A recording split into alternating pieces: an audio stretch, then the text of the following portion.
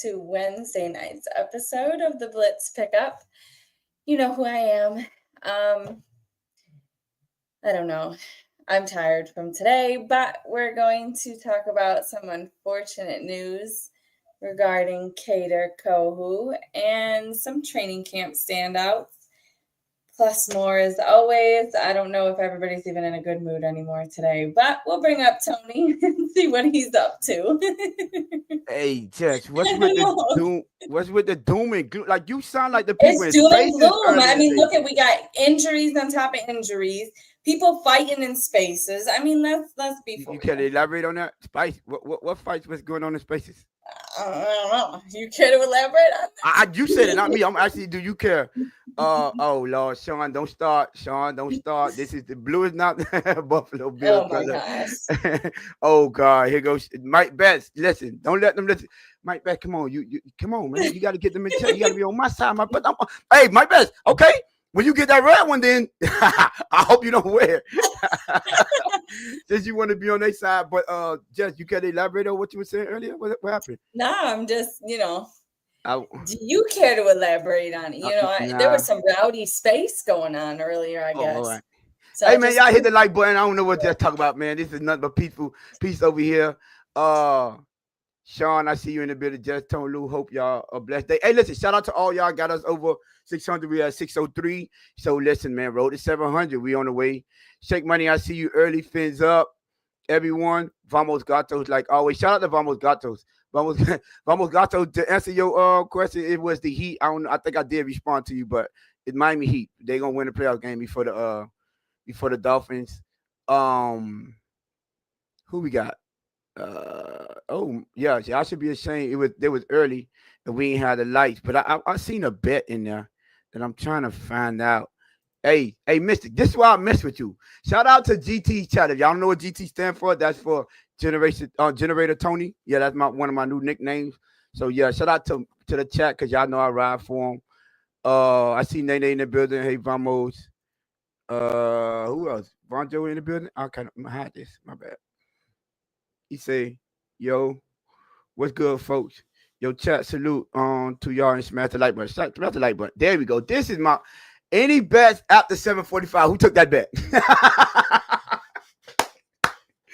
Who took that bet? And who was this? Who was this? I'll take after 70:45. First of all, when you put that in there, that means they know that it's going to be late because you got inside information. You gave it away. Can you highlight Lou's comment? Don't want OG push-ups. Where Lou at? Hold on. I'm way. We got a lot of. Listen, they been here early. There you go. Hey, Jess, you putting up.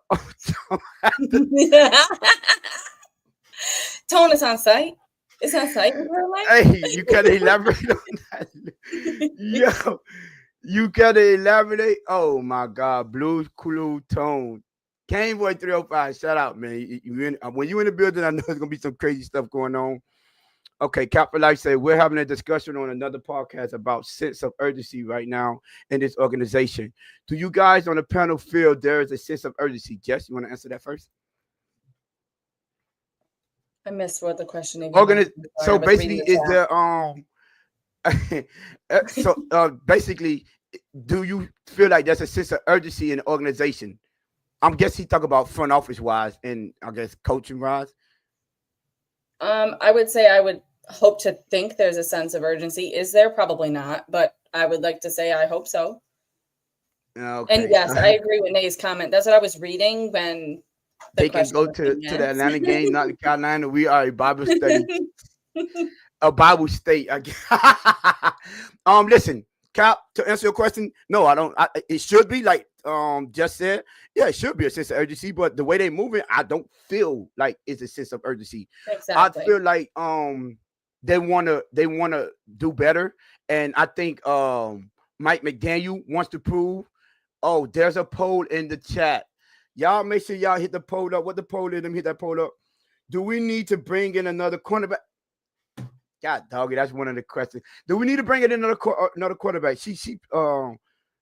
Okay. Yo, they always on point. I ain't even gonna lie. To know that and not know the question, that's a great one. Y'all answer. Y'all make sure y'all answer the chat. Answer the poll in the chat. But yes, to Cap for Life, I do think that there should be a sense of urgency, but I don't feel it. No, I think that Mike McDaniels and Christopher Grier are moving comfortable, and I think Mike McDaniels want to prove that he can regain the locker room because we all know there was a sense that he was losing the locker room, and some of the people have came out and said that the locker room has been divided, and Mike McDaniels are getting rid of, oh well, the franchise are getting rid of certain individuals that don't respect Mike McDaniel. We already know that's Jalen Ramsey. We know that, so there's no speculation needed there. And unfortunately, I mean, surprisingly, it seemed like that was also Raheem Mostert, because after his comment, it seemed like he had a little issue or a little beef or whatever you want to say with Mike McDaniel as well. So I don't know. But yeah, Jess, man, that's why I wanted to get it, Jess. You know, I had to show love to my chat because y'all don't show chat? my Can you elaborate on that? Hey, listen, I ain't said the chat said it. I just go by the chat. You know, I'm for the chat. But go ahead, yeah. You can start. And our boy Lou is he just running late. He's at the office. He will be here, as y'all saw. He was in the chat early. Gotta make sure I'm clear on what I'm saying when I talk to Tone. I don't want him to feel a certain way. Yo, y'all, if he own it today, you want to elaborate on that, Sean? They don't want no problems, Tone. It seems like, Sean, you feel like I took it the wrong way, Sean. I don't know. Let me know, man. Let me know. Hit me up. Text me and tell me you feel like if I was tripping or not, my boy. I just want to highlight this, Tone, just for you. It's just chat, good sir. You know what? All right. Yeah, after Jess, when did you give Game Boy his wrench? You remember? I didn't give Game Boy his wrench. You did. Exactly. But that's her chat. You see what I'm saying? That was before I joined the show, so that doesn't count. I walked her down real quick. She was like, I ain't give him. Yeah. I don't even give nobody their wrench. He said, I don't want no problem though, Tom. Game Boy 305, you told me you was gonna be at the when they put on pads and you ain't come say what's up to your boy. You said you was gonna pull up. That's what you said. He say, hey, JD the Great said, I agree with that assessment, Game Boy. You know what, y'all? All right, man. All right, whatever. Y'all just trying to be nice. Y'all can have it. Mm-hmm. To quote a wise man, the chat is undefeated. That is a fact. That's a fact. We have the best chat. Yes, we do. We love our chat. All right, so let's get into our first topic, right? While we waiting for Lou to park his car. So what? Oh wait. Can I do something before we start? I just want y'all to know your boy is official. Yes, it had came in. Glad to know you are really gonna be leaving the country. Oh, my best. I don't follow you back, my best. I got you right now, my boy. My bad. Yeah, that's rude. My bad. Hey, listen, man. I don't be listening. My bad. You know, I got you right now, my best. I'm gonna find out why just answer me the question. I'm a multitask right now. I'm glad that you are able to multitask. So, Kader is out for the season, unfortunately. Is there anyone that you would be looking to bring in, or that you're like looking out for to bring in now that we have this news? Anyone specific? No. Hold on. I got you, Mike Best. I'm following you right now. Anyone specific? Not really. I hear people saying Asante Samuel Jr. Is a possibility. I think he's going to want too much, and coming off that neck injury, I don't think it'll be worried. I don't think it'll be worth it. I'm sorry. So Asante Samuel Jr. probably out of the question. If he's willing to take a team friendly contract, I wouldn't mind, taking a fly on him. But also, who else? What's the dude from Buffalo? Y'all help me out with the dude from Buffalo. I forgot his name. He has a contract on the table. I guess it's not enough, so there's still a standing offer. If they want Rasul Douglas. Thank you. Rasul Douglas. There's a standing offer for him.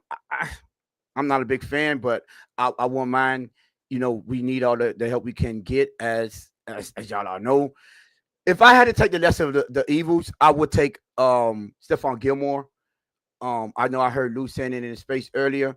Stephon Gilmore, he's older. I think we could get him maybe for lower than the other two guys. And also, he was one. I think didn't he win Defensive Player of the Year? Or I know he was at one point considered the best cornerback in the league. So he has a bunch of experience. There's nothing that he hasn't seen from a scheme standpoint. My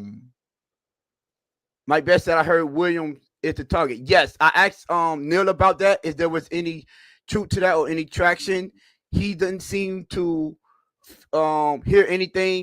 I haven't heard anything, so I don't know if there's any real Louis El Jefe.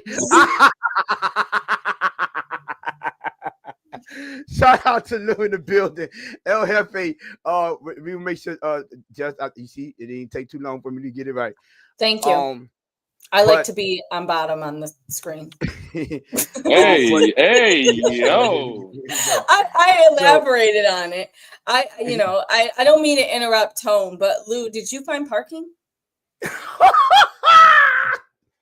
Hey, Jess, listen. Hey, salute to both of y'all, right? First off, salute. I appreciate Joshua Williams. Anybody wondering about what worship? Sorry, Lou. Joshua Williams, I think it was the 4th round draft pick by Kansas City. So yeah, Joshua Williams. Go ahead, Lou. Finish. No, I was just saying, hey, appreciate y'all starting the show without me. But I just one thing I did find out today: you got to be very specific when you talk to Tone, because when he doesn't know what you're trying to say, hey man, I'm just saying we gotta speak in specific around Tony from now on, Jeff. Oh wow, that's what we're doing today. That's what we're doing today. What's up, Batman Lewis? he ain't in Jamaica no more, man. No, I thought it was a 6th, Mike Best, not a 5th. I thought it was a 6th. But yeah, so I know he said Joshua Williams, but like I was saying, I think I'll take the lesser of 2 evils. I mean, 3 evils, which would be Stephon Gilmore if they want to bring someone in. I'll be real with you. You know what? Since you already asked about I'm gonna save it for later because I can't wait to light some of these people up that I've seen in training camp. But anyone specific, no. But if they want to bring in Stephon Gilmore, that'll be my choice. But I think Lou probably got so many people you want to bring in. How about you? No, actually, Tony took mine as well. I know everybody was talking about Rasul Douglas. That's the common name. Asante Samuel Jr. That's another common name. For me, I'm with Tone. I'm bringing in Stephon Gilmore. I'm making that call. Again, bro, at his age, I think the last 3 seasons, he's played 17 games, 16 games, and 15 games. The fact of the matter is, I like that veteran presence, especially how young some of these guys in our secondary is. There's probably not a route that someone can run in front of Stephon Gilmore that he hasn't seen. And there's probably not an offense that he hasn't schemed against, right? Like from a schematic standpoint, like if he's in the building. At least did homework and got prepared against. Yeah. Right. That's what I'm saying. Like there's not an offensive scheme that he hasn't probably played against in his 13-year career. So I'm with Tone. I'm making that call to Stephon Gilmore for sure. I see 2 and 3 said, I see all the injuries happening. All I'm saying is if Tua gets a stomach ache after last year, all the accountability talk, I'm gonna lose my Yo, he can't get a stomach ache is wow. Mike Best out there. Mike Best said he will be healthy. Bro, promise that. Okay, Mike Best, stand on that. Stand on it. How you feel? What you feel about the Kohou injury though? Hey man, it's unfortunate, man. It's unfortunate. Put that back up. He say, Shake Money say, Jess, I'm just saying. What she said? Hold on. No, it's not a comment we can highlight on the screen. Okay, cool. All right, leave that alone. All right, go ahead. Go ahead. You know what? I think See, Lou acting like me today. So, I guess I got to turn up. Lou, you said it's unfortunate. But why was the title or the space today doom and gloom, bro? Please let me know, sir. Good sir. Why was it doom and gloom? Because all the go ahead. Well. I don't like El Jefe, Lou. Put the rabbit with Dolphin. El Jefe want to be, see, he got to be. Yeah, I'm trying to be professional tonight, Tone. You know what I'm saying? I'm trying to be professional. No, the fact of the matter is, bro, again, we're in some of the same group chats on Twitter, and this fan base is losing their damn mind over the Kader Kohou injury front. And I get it, right? It's never good when you got one of your players and it goes down and you get the report that they're out all season. But Tone, so that's why when I did the space, I put doom and gloom, not so much for me, but for the fans, right? But this is the problem I have, Tone, right? And watch this, Jess. You know how I do, Jess, right? We call out the hypocrites. We call out the hypocrisy, right? Yeah. Now, Jess, you've heard me and our great brother up in the top left-hand corner, right, get into these tremendous arguments about this team. And everybody told me, Jess, you know how you win and lose, or win specifically in this league? You know how you do that? The trenches, right? Well, I just want to ask everybody, what position does Kader Kohou play in the trench? I don't think he play in the trench, Lou. Oh, he don't play in the trenches? So now all of a sudden we lose. We win games with the secondary. Is that what everybody's trying to tell me? Is that where we're winning games? From what I was hearing, I didn't see it. So when I saw the doom and gloom and y'all explained that to me, I was shocked. I was just as shocked as you. I'm a trench dude, so I didn't I didn't have too much high hopes for the secondary going into the season. So it wouldn't have affected me much because we suffered a few injuries, because I don't think the separation between Kohou and the next man up is not far, if there's a separation at all with the people they brought in. So I get it if we want to be we want to feel for our a player on our team that we root for. But to act like all of a sudden the season is doom and gloom and we'll curse and try to make excuses for that's gonna be a part of the downfall of the Miami Dolphins. No, I don't think. Lou, I ask you these questions with every other player, so I'm gonna ask you this. Because you real famous for this. How many wins you think Kohou gonna account for? Kader Kohou account for? Lou, you there? Did we lose Lou? Well, I'll answer for him. The answer is 0 by far. I don't think Kader Kohou would contribute to.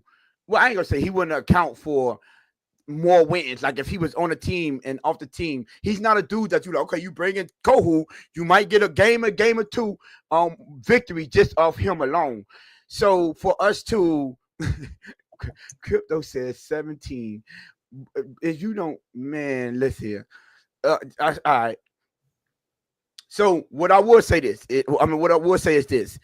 It's unfortunate, right? What's so funny? Please put it on. Oh. I'm sorry. Lewis's name has just got a new tag, I guess, and it was hold on, I can't. It says. Let me take it back down. Let me go back to normal. All right, cool. So Kader Kohou going down is unfortunate, but it's not going to make and break the season. 35 people, only 22 likes. Get those up, please, my people. And if you're not subscribed, y'all know how we do. Get us to hit that subscribe button. Road to 700 is on the way. Remember, if we get to past 700 during the season, beginning of the season, I am doing 2 giveaways. We are doing 2 giveaways. I'm sorry. We're doing 2 giveaways this time. Maybe a hat and a shirt together, or some Blitz pickup merch. It's gonna be Blitz pickup merch this time. So again, back to Kader Kohou. it's unfortunate, but for people to come out to make it seem like, oh my God, Kohou went down. This team is cursed, and now everything is gonna fall. You know what I'm saying, down the wayside, and we don't have a shot in hell to win any games. And that was our last hope. We was counting on Kader to be a difference maker. No, the only thing with Kader was he's been the third or fourth best cornerback on this team since he's been here. He just had an opportunity for us to, for him to get his first star position, and that's because, hear this out, Jess. You want me to tell you something that we probably didn't notice? Do you know? You on mute. Do you know now that Kader is gone, right? We have no more cornerbacks from last year's starting DBs. This season. Did you notice that?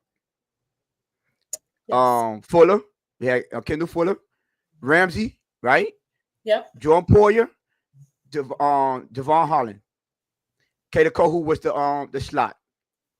All 5 of our DBs we would not have. So we have a completely brand new DB room or secondary for the most. Not even for a completely different secondary going into 2025 season. And what that shows me is that the only reason Kohou has moved up on the depth chart is because everyone else was gone. They were gone. So it wasn't a big of a deal. So let's listen. Let's take a step back. Let's relax. And let's move forward. Everybody, woosah. That's all I'm gonna say. It shouldn't be that much. He doesn't make big of a difference the outcome of the season, but yeah, but that's how I feel about it. I don't know if I was trying to wait till Lou get back, but it seemed like we'll see him. We can go to the next one. Let's just continue. Okay. All right. So training camp standouts, right? You've been there. You've been outside. I've been outside, learning from the best. Outside.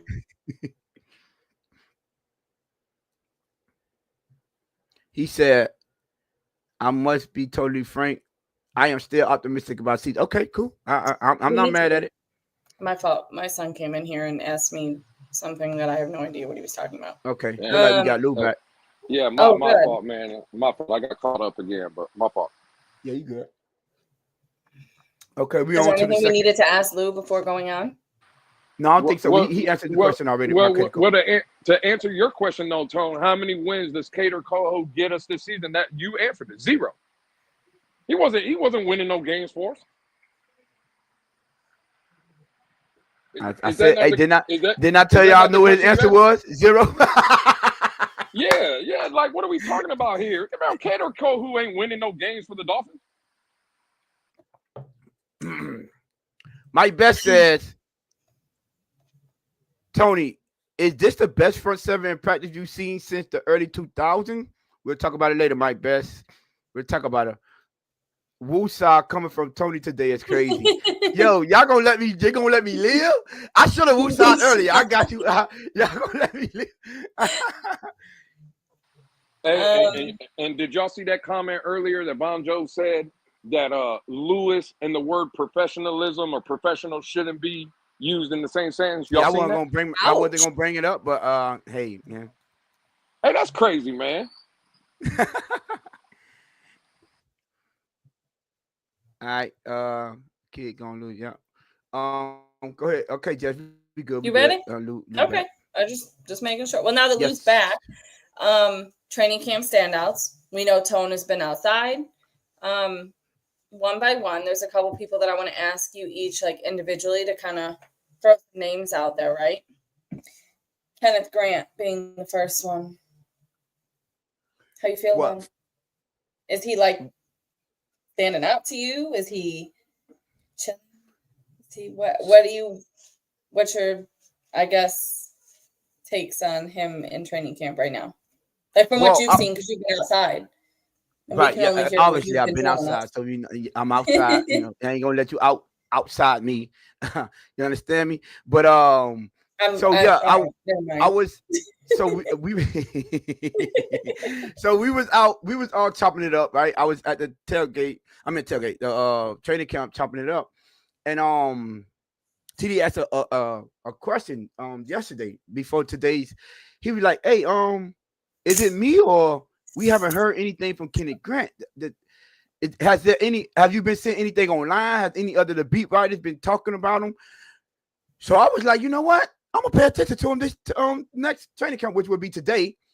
And I would say this because he hasn't been standing out. So I watched him all day today, and I would say at the beginning of camp, first of all, let's start with this. He's responsible. Well, he's half responsible for the first and only fight we got this season, this off season in training camp. So I paid attention then. So I'm gonna give him 100% a plus on that with the attitude. However, once I started watching and paying attention to him, I noticed that he's a D tackle. Him and Zach Sealer. I would say this: he's been doing his job, right? He's been taking on blockers. It's a reason that Willie Gay Jr., Jordan Brooks, and y'all hear all of these, the outside linebacker chop. Who else? Jalen Phillips, Chubb. There's a reason that they've been looking good in training camp because our D tackles are doing their job, right? D tackles are not always all about sacks. Now people are trying to glamorize that position and add in the sacks because you had the Chris Jones of the world, the Aaron Donalds of the world, even going back to the Warren Saps. But they're far and few in between of the D tackles dominating the league in sacks, right? No. What those D tackles are supposed to do, especially when you run a 4-3 or 4-down lineman, I ain't gonna say 4-3, 4-down lineman, if they are supposed to take on multiple blocks to free up your outside linebacker, your middle linebacker, let them roam free. And one thing everyone has been saying, we usually don't be on the same page and things like that on a lot of things in this fan base, especially when it comes to reporting what's going on in the training camp. But I guarantee you, everyone has been mentioning how Willie Gay Jr. has been flashing all training camp. Y'all want to know why? Because the D tackles are doing their job, taking on double teams. Have y'all heard anything about this running game? Jess, have you heard anything about the running game? Lou, what about you? You heard anything about the running game? Well, I've heard Madison and A-Chain have had a couple explosive runs, but besides that, not really. Yeah, like just the basics. You know what that is? Because the D tackles are doing their job, right? Now, I want to add this before on Kenneth Grant. Right, I want to add this caveat in. When he first started, like on the one-on-ones, he had dominated Jonah. The next two, the second was like a stalemate, and the last one he won. Jonah won the rep. Then I proceeded to watch when they got into 7-on-7 drills. 11-on-11 drills. The first drill, right, the first segment, I saw him split the double team. Right, I'm speaking of Kenneth Grant. I saw him, reset the line of scrimmage, right? And I saw him, and he actually got a tackle for a loss. Then the next couple of them, Jonah started to get the best of them. So I said, hold on, let me pay attention, right? And I know that they would take him off like after like 2 or 3 plays. So let me pay attention. So one thing caught my eye is after he got like on his third rep, on like let's say the third drill. The way he was walking, he had his head sideways. He was wobbling. He was walking like a zombie. I said, he's about to take his helmet off. They were like, what you mean? I'm like, I'm telling you, watch him. Watch, he's going to take he snatched that helmet off. I said, he's fatigued. He's fatigued. And now I see, because one of the critiques about him was his motor run hot and cold. And I say, no. And I heard some people say, no, his motor doesn't run hot and cold. He plays hard every down. People that tend to know him. So I'm like, let me just assess him myself. And it could come off as if his motor is running hot and cold. But he needs to get more endurance. Get his stamina up. Because I noticed he was giving his all. He just didn't have the energy to bring the power through the legs, right? and force and reset the lineman scrimmage and split the double teams or fight through the double teams. I don't care what you can have all the harder you want, but once that fatigue set in, man, that power go. That's where the explosiveness leaves him, right? So I think they need to work on him being more in game shape, or I think it's going to come gradually. So you give him 2-3 reps, and then keep a fresh bodies in. I think that's going to work to his benefit with Anthony Weaver. Keep his body fresh, and then he'll be a dominant player. But once he's fresh, yeah, he flashed. Paid attention. I noticed that Willie Gay Jr. got a sack. It was right off of him taking on a double team. Literally right off it. Willie Gay Jr. got in there, boom, sack. Right? But so yeah, that's go ahead. I think we have to have realistic expectations for Kenny Grant, especially year one. Bro, he's gonna be a space eater, is what he's here for. To Tony's point, he's there to fill up gaps, take on double teams and create space for linebackers and the other guys on that D line to eat, right? So we gotta temper expectations. And to your last point, Tone, about his stamina or endurance or whatever. Again, let's be honest, bro. I know South Florida is a different animal, but just in the state of Florida in general, this heat that we're experiencing, Tone, it's crazy. It's different out here, bro. Oh gosh. Right? Like again, bro, guys like that in full pads, helmet, and everything like that. I don't know, for the people that stay in the great state of Florida, imagine being in your car, right? You can step out of your car, and as soon as you step out, you don't even have to do anything. You're dripping in sweat already. Dripping in wet sweat. Oh my God. So again, just to temper expectations, I'm with Tone. I do think his stamina has to get better, but I think a lot of this heat that we are experiencing, it has a lot to do with it. And again, for the expectation standpoint, I don't think anybody expects Kenny Grant to come in here and give us 5, 6, 7 sacks as a rookie. His job in year one, 5, 6, 7 sacks would be amazing from him. Well, listen, it would be amazing, right? What I'm saying is to kind of, because Tone, Jess, you know how our fan base is. We want results immediately, and I just think for Kenny Grant, this season is more about just take double teams, be a space eater, be stout in the run game, and let the guys around you make all the big plays, explosive plays, sacks, things of that nature. You see what I'm saying? So I'll just say that. Yeah, I think that, and it's not really just the heat, it's the humidity down here. Like when you're in Miami, like you look at the temperature and the thermometer, it'll say 98, but go look at the heat index, and it'll say 128. I'm like, goodness gracious, bro. That humidity is crazy. And the bad thing about it, Lou, I don't know if it's up there where you are or where you are right now, right? But here, the worst things has been happening, right? It'll do one or two things. It'll rain overnight or during the nighttime, like you remember when the power went out because real quick.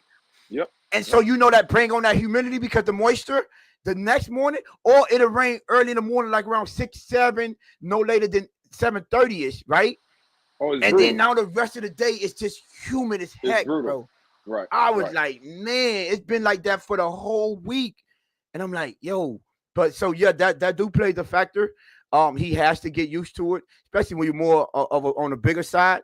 Hey man, you're gonna always have that. I think KP made a great point by pointing out that Tim Bowens used to deal with that when he was playing for us. And we all know how great Tim Bowens was, but yeah, he had to come off on them come off the field quite often because you got to keep that endurance up and you want to keep them that power all the whole time. So, but yeah, the Kenny Grant thing, I think people might be. I'm glad, Lou, you said it perfect. I could have said temper our expectations, and it's a D tackle. Please don't fall in love with the Chris Jones and the Aaron Donalds of the world. Listen, let me reiterate this. When Anthony Weaver got here, what was his emphasis on? His main emphasis. You are not going to run the ball against us. That's what Kenny Grant brings to the table. Absolutely. So let's understand what's really going on. But yeah, that's it right there. All right, so next name that I want to bring up, right? Patrick Paul. Look, we got a little banner going. Hot Oh, topic. they're Training camp banners. standout Patrick Paul. I like that. That's amazing. Listen, Patrick Paul. Let me answer this first. It's because I've been saying this. Best player on the field, the first training camp, and I said player. That's including Tyreek and all. Best player on the field, the first, and that's without shoulders and pads. Right. Helmets and pads. I'm sorry. In the following 3, now 4, he's been consistently the best lineman. That's offense and defensively. He's been the best lineman on the field. I'm not gonna take Lou take because he made a great point. So I'm gonna leave the Chris Grier getting out ahead of this part alone because Lou made that point. But what I would say is shout out. I don't know if that individual want me to say what happened, but it was brought to me to pay attention to Patrick Paul. I had no intentions of doing this, but I am so glad that was brought to my attention because he has clearly been more than expected, right? And he looked like the best O-lineman on the field. And I want to point this out. He starts his reps off with Bradley Chubb. He do Bradley Chubb. His reps with 2 reps with Bradley Chubb, and then Chop Robinson or Jalen Phillips in one-on-ones. He starts for the most part, on 11 on 11s. He's going against Bradley Chubb. If they take Bradley Chubb on it, they put Chop over there, right? He don't go against Jalen Phillips a lot in 11 on 11s, but these are the guys that he's going against. And then when they do put Jalen Phillips up over there, I saw they tried to catch my boy Patrick Paul. TD could attest to this. Patrick Paul slipping toward the end, and they put a fresh Jalen Phillips over there, and yeah, clamped down. Same old. He clamped down. So I am so proud of Patrick Paul, man. And Lou, go ahead, because I know you want to say the part that I want to say, but shout out to Patrick Paul, because me and Lou, right? I have to call a spade, Lou, right? When they drafted him, me and you was on a certain platform, and we both was like, oh, I did it. So to it. So stop. Everybody trying to do it at the same time. Who? Exactly. We both was like, who? We wasn't gonna act like we had him on our draft boards. We didn't do no mock drafts with him. I had to look him up. We had to look him up and say, okay, that's who that dude was, and we wasn't really feeling the pick. We gonna call a spade a spade. Shout out, hey, Nene. See, Nene, I had to I don't know, Google what this means. If you know, because some people been getting a little out of line lately, Nene. Like they don't know where I'm from. You know what I'm saying? And we need a close-up of your hat because it is hard to see because you can't read my hat either. No, that's cap. I thought it said Bills for life. That's what I thought it said. You know what it says now, my brother. You see it? Can y'all see it? We can see it. Yeah. Just in case, you know what I'm saying? Yeah. You know. You hear me? So yeah, but we both said who, and I want to say this is right. If y'all remember last season, how we was not too enthusiastic about the pick, but what I said, I would rather them come out here, prove us wrong, right, than to prove us right, so we could give them their just due. And this is what we're doing here. Not act like we know everything and we know every pick that's going to pan out and the pick that aren't. But once they're on this team, we hope for the best, whether we were for the pick or not. And this is one of those occasions where, hey, I'm so glad it was brought to my attention. And I ain't gonna lie, I was like, yeah, I'm gonna see if he about what it's on you. And I'm pleasantly surprised that he has been by far the best the best lineman on the field, period. In all 4 or 5 or 6 or whatever training camp we on. To echo Tone's sentiments again, I think that's why this channel right here is so great, because we can admit when we were wrong. And the fact of the matter is, Tony said it best. When we drafted Patrick Paul, I'll be honest, for me, I didn't even know who that was. To be honest with you, I didn't even know that Patrick Paul played college football. So In that aspect, Tone, I was wrong.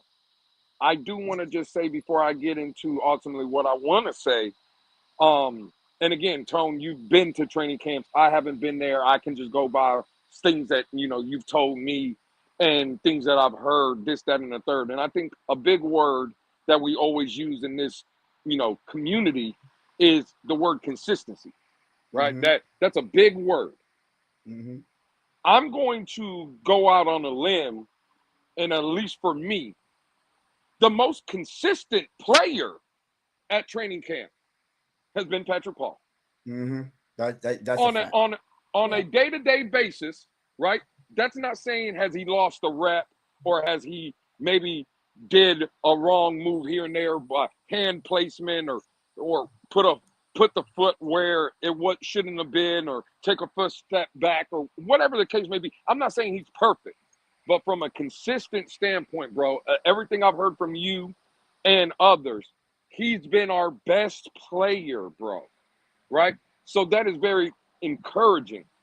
Now, Tone, what you say you wanted to say and what I said earlier in the Twitter space, it's crazy to me, Tone and Jess, how we always talk about the misses of this football team, right? Mm-hmm. We have Talk no about it. problem highlighting the misses and the bad missteps and all the things they do wrong.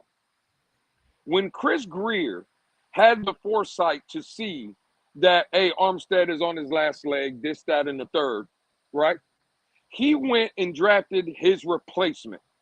By all indications, and even last year, Tone and Jess, when he got some playing time in some other games, even last year, again, was he perfect? No. But you've seen promise, right, from Patrick Paul even last year. And then this year, look at what you're hearing. It's safe to say, and again, it's still early, but we can only go by, Tone and Jess, what we're getting now, the current day, the present in front of us. Bro, Chris Grier has hit a home run, it looks like, with Patrick Paul. If he stay It looks consistent and it just translate to the regular season, to the hands regular down. season.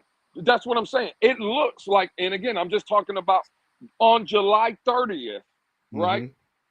Chris Grier has found his starting left tackle for the next 10 to 12 years. That's what it looks like, right? So again, why is it, Tone, that nobody in the fan base that clicks a link when we're in Twitter Spaces or anywhere else for that matter, they never say anything positive, right, when it comes to Chris Grier, Tone? But when there are good moves right in front of you, no one says a peep. Mm. No one brings it up. Mm. Tone, you just brought up another guy, Willie Gay Jr. Mm-hmm. You come out here every day, Tone, and talk about how consistent Willie Gay has been, making plays all over the field. I just want to ask you, Tone, Jess, who brought Willie Gay in here? Chris Grier. Okay. Mm. Have you heard anybody bring that up? Not a single soul. Okay. All right. I wonder why. Now, Tone, we were in the Twitter space earlier today, right? We were having a conversation about Devon A-Chain and maybe a future contract that might be in the horizon and this, that, and the third. We were talking about numbers and all kind of stuff, right? Everybody is very high on A-Chain. Are you, Tone? You're like you love A-Chain, right? Yeah, high on A-Chain. Yeah. Who drafted Devon A-Chain? That would be Chris Grier. Hey, Tone, let me ask you a question. Since you've been going to these training camps, who's been the most consistent and the best wide receiver that's been at training camp? That would be Jalen Waddle. Who drafted Jalen Waddle, Tone?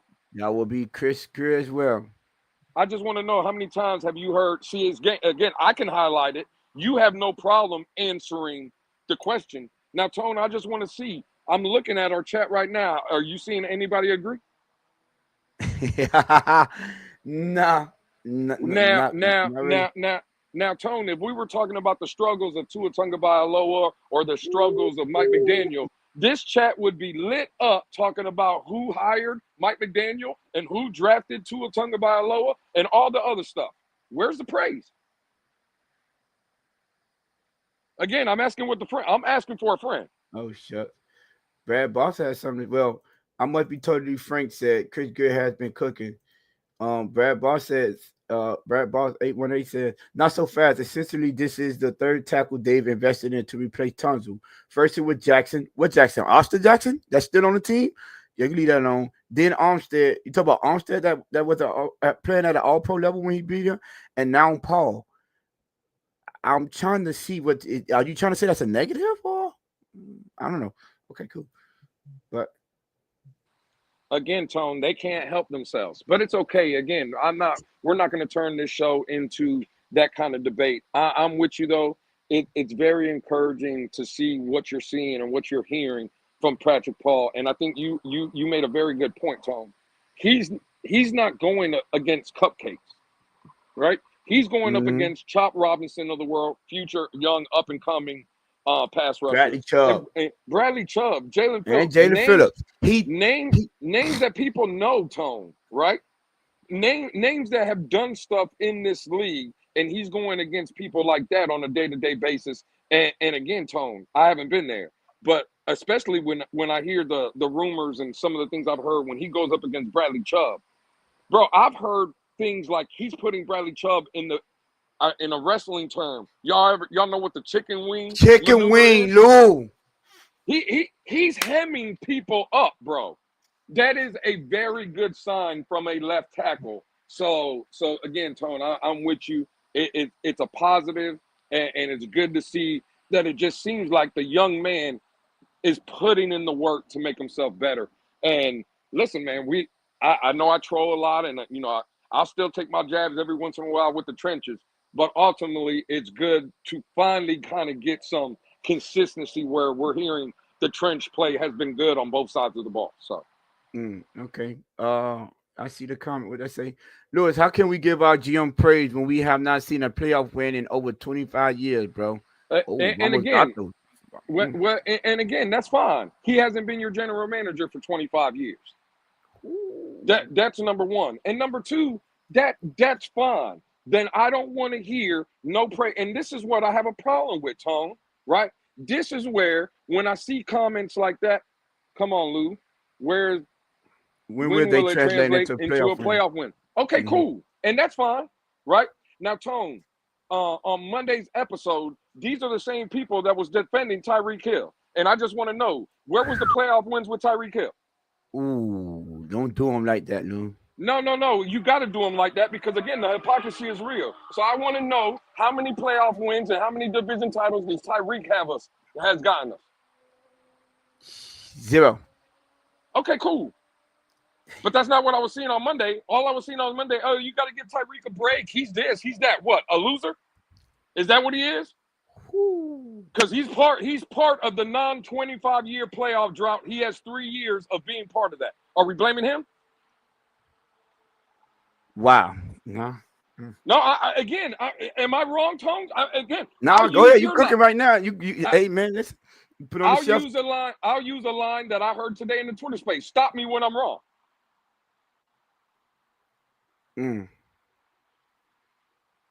So what we doing? Again, bro, I don't know why it's so hard to admit when there are good things that the man has done. And I just see, right, KP. Well, Tyreek don't throw to himself. Absolutely. I couldn't agree more. Tyreek don't throw to himself. You know who throws him the ball? Tua Tagovailoa, a person you hate. So if Tyreek Hill is making all these damn plays, well, who the hell's throwing him the ball to make them damn plays? Because you're right, Tyreek is not throwing the ball to himself. So who is the person we hate?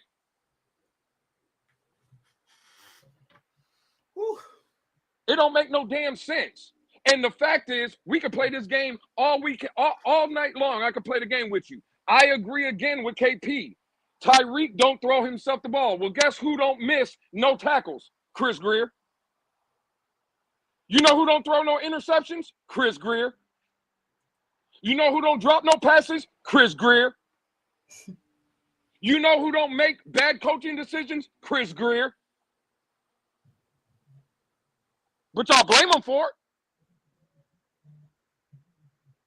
Tone, Jess, me and you, Tone, and not so much me and you, Jess, because again, I love your takes. I don't think you've ever been wrong, right? But Tone, sometimes when he's wrong, I gotta tighten Tone up too sometimes, right? The fact of the matter is, allegedly. well, I was just trying to get my jab in, Tone. I don't want no smoke. I gotta see you at the tailgate. I don't want no smoke. All I'm saying is, right? All I'm saying is, bro, no one is up here, at least for me. I'm not trying to defend Chris Grier. He's made his mistakes, bro. But it is, on the other hand, it is okay to say that he's made some good moves. Like, Tone, what pisses me off is, and this is where I'll end it, I don't know why it's so hard. Tone, when we just started the conversation, the first thing out your mouth was, hey, I was wrong about Patrick Paul. That's a fact. I came up after you, Tone, and I said, hey, I want to echo Tone's settlements. I didn't even know who Patrick Paul was. I was wrong. Why is it so hard for these damn people to admit that damn Chris Grier has done a good job? He's not perfect, but is he the worst guy ever? I made the analogy the last time, Tone, right? Well, Howie Roseman is the greatest general manager ever in Philadelphia. Cool. He had to go get Saquon Barkley. Why is that? Because the guys he had before him were trash. So he had to go cover up the mistakes by going to get Saquon Barkley. Does anyone talk about that, Tone? Nope. Guess what? He drafted Jalen Reagor over Justin Jefferson. You know what he had to do? He had to move off of Jalen Reagor, and he had to trade for A.J. Brown to cover up the mistake. But no one talks about that. But Chris Grier makes a bad move. He has to go do something to fix it, and no one wants to give him credit. It's hypocrisy, bro. I don't get it.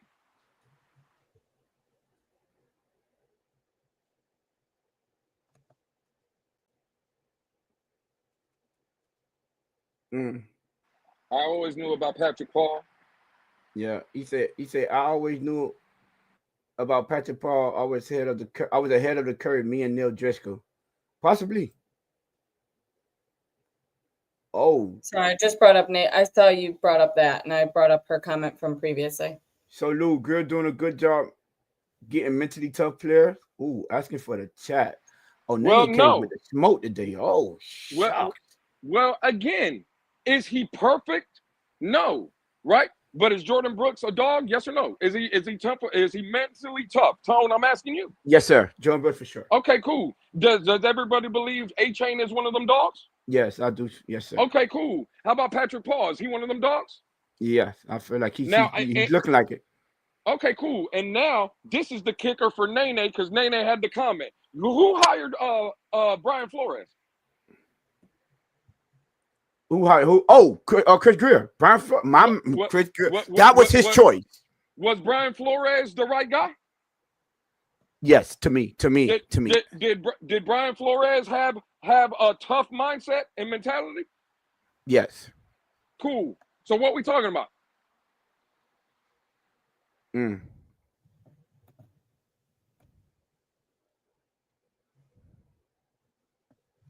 A great job doing what? Oh, wait. I want to go back to one of her other comments first, because she had several, and I just want Lou to speak on it. Uh-oh, we finna turn Lou up today, y'all. Turn me up. Again, respectfully, I'm not getting turned up on nothing. Bro, I'm tired of arguing the same old points. Okay, cool. All right, cool. Hello. What about mentally weak players? Lou, for the love of Jesus and Nazareth, bring that to your fresh fry. Okay, cool. I think he's drafted mentally. I feel like players. this is a good one. Sorry, I'm going to highlight this one because I feel like that is a. You know who let Ajayi go to Philly? Guess who got the Super Bowl ring? But look at his production he was doing that season, and you can't say that he went to Philly and got a Super Bowl ring. He went to Philly and had his first game. He had a good game. I think he had like 89 or 90 yards that game, and then for the rest of the season he was mediocre at best. Right? He went to a team that was ready to win, but don't act like he was the one that put him over the hump. Put them over the hump. Tone, in the league, there's 32 teams. Every team has 53-man rosters. Give me the team that has 53 dogs. Not now, no.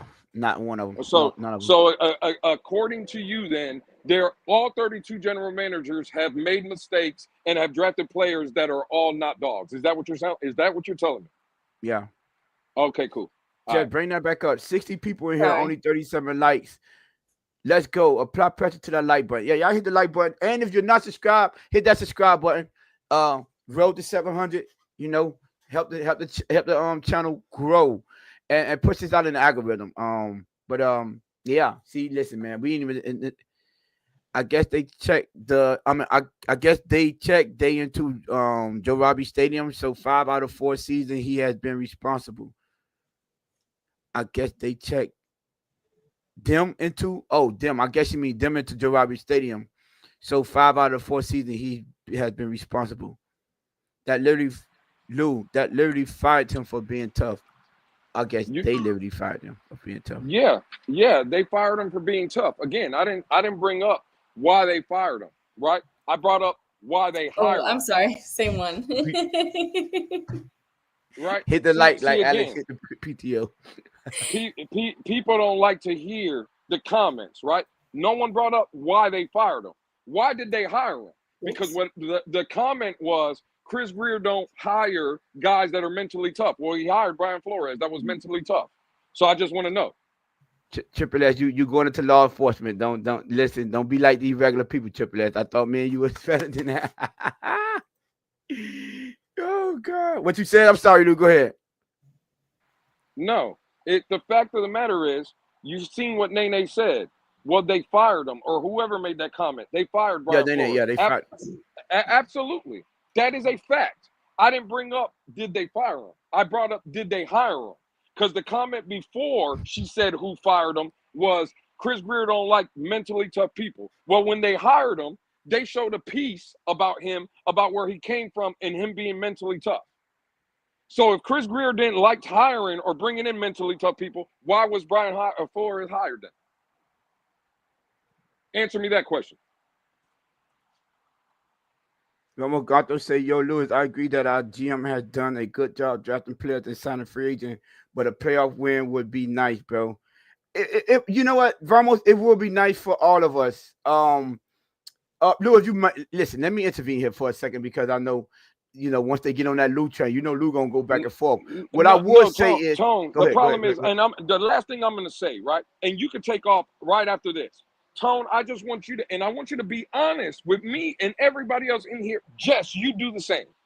If this season, Tone, Jess, the Dolphins win a playoff game on it, let's say a Sunday afternoon, the Dolphins play in the playoffs. Monday morning, the Dolphins have won that original playoff game, the first round of the playoff. They win it.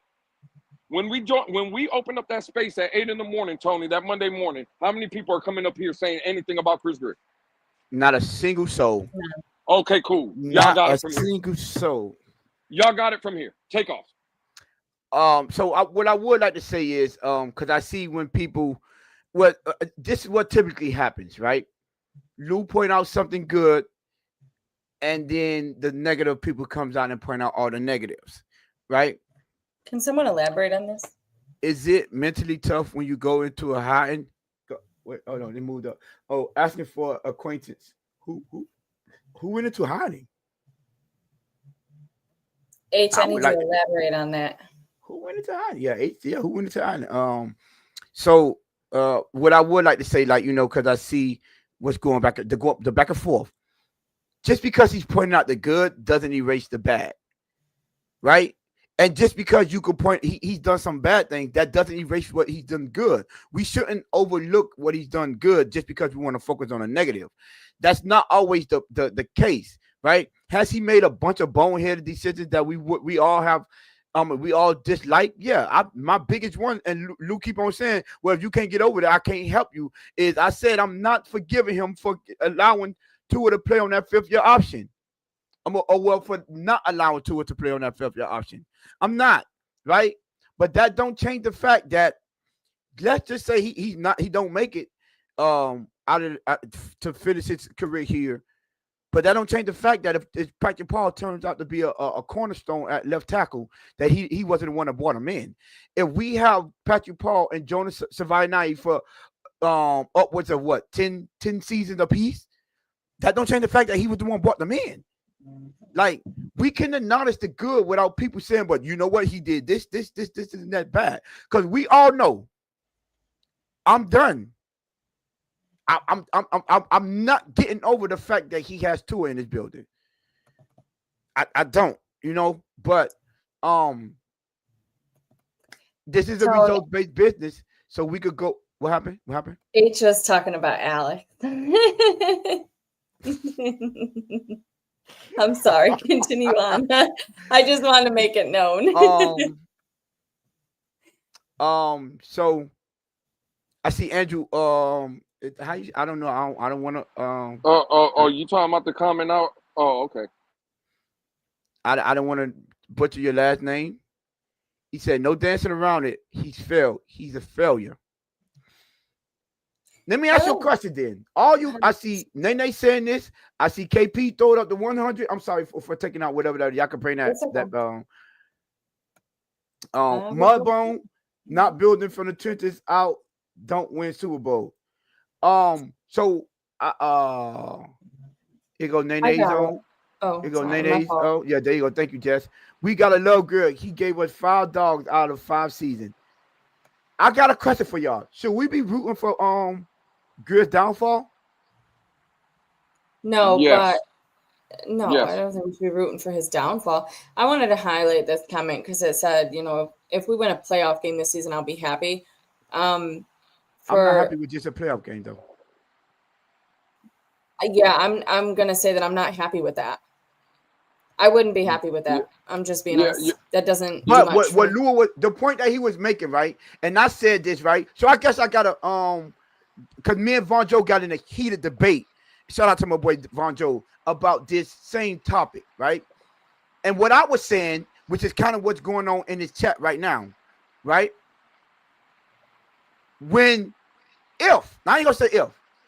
If they go on, win a playoff game, let's say they go to the AFC Championship game, I think everyone on this panel would be satisfied if we make an AFC Championship game. Am I right or wrong? That's the game before the Super Bowl, right? Yeah, you're right. I'd be content. If we get to the AFC Championship, let's just say we lose that game, but if we get there, we all would be happy with that output, right? Absolutely. Yeah. But guess what, Jess and Lou? Not a single soul gonna come out and say, you know what, Chris Grier, we was wrong. That team you put together got us. You know what they're gonna say? I told y'all Tua was him. All y'all haters owe Tua apology.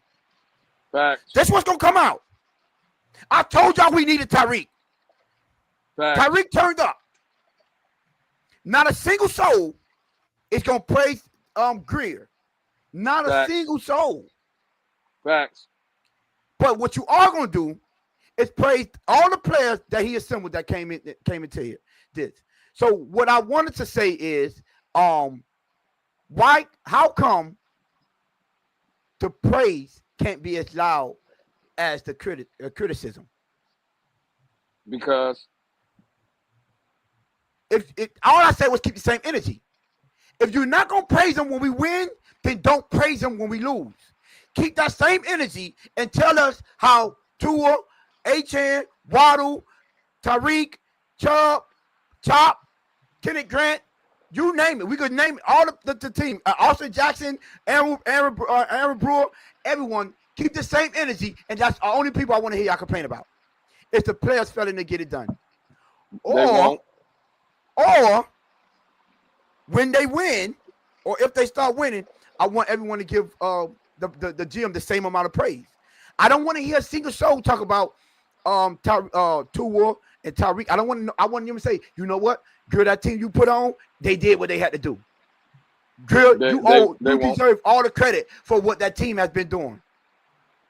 They won't though, Tone. And again, I'm trying to stay as calm as I can here. I keep saying my name dropped in the chat, and one specifically that see when people just talk, right, and they don't know what the hell they're talking about. No, I'm sorry, I got to get this laugh off. He said, "Sir Christopher, Archibald Aloysius Grier the third. Yeah. Again, that shit is cute. When people just talk and they don't know what the fuck, again, respectfully, right? They don't know what the fuck they're talking about. It irritates me for real. Like I'm not gonna lie to you. Let me just go to a comment real quick. That boy says, sir. The way Lou talking, you can't dislike nobody, but we all know what it is. Now, Tone, Jess, you know me for a while. I don't want Tua on this team. I say all the time, I want to move off of Tua, right? I've been very consistent that I think this is Tua's last year in Miami. That's dislike, right? Yes. All right, cool. Yes, sure. Hey, Tone, how about when we did our show and I was calling out soft-ass Jalen Phillips, and I've been consistent that I don't want Jalen Phillips on this football team anymore. That you would consider that dislike, right? Yes. When I said I didn't want Christian Wilkins and I wanted him gone and I didn't want to pay him, that was dislike, right? Yes. Yeah. How about 2 years ago when I said I would have traded Tyreek? Yep. Last year coming in, I didn't want Tyreek. And now specifically here, I'm killing Tyreek, arguing with a bunch of people. That would sound like dislike, correct? Yes. But people like Andrew come out and want to lie on my name and say, Lewis, you can't dislike nobody. See, I'm not like that. What I will not do is be a hypocrite fan like you and deny the fact that there has been good on this football team. What I will not do is lie on Chris Grier and believe that every move he makes is wrong.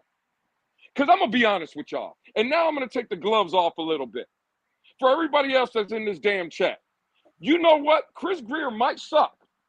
I'll concede that argument to you. But Chris Grier has been more right than you, sorry motherfuckers. Ooh. Because I've heard a lot of dumb shit from y'all, and y'all have been worse than Christopher Aloysius Archibald Grier III. Ooh. You see how that works? Y'all can get in y'all feelings if you want. The man is better than y'all because y'all don't know what the fuck y'all are talking about. And I see Nene Grier is trash. Cool. He is trash. Not more trash than what I see in this chat. Not more trash than what I see in this chat.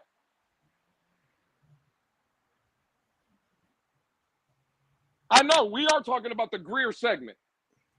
The fact of the matter is, 2 years ago, Chris Grier put on a team that in week 16 was playing for the overall #1 seed in the AFC.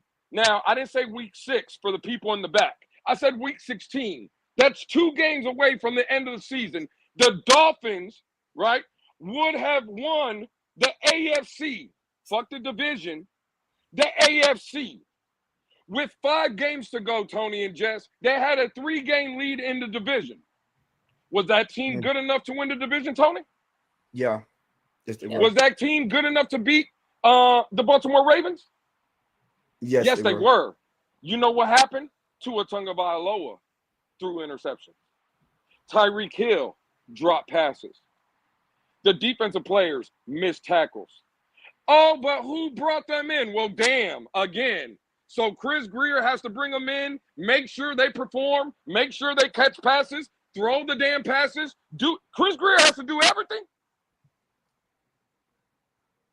So he has to do everything. Again, I just want to know, because I keep asking the same question. Everybody has a damn answer in this chat.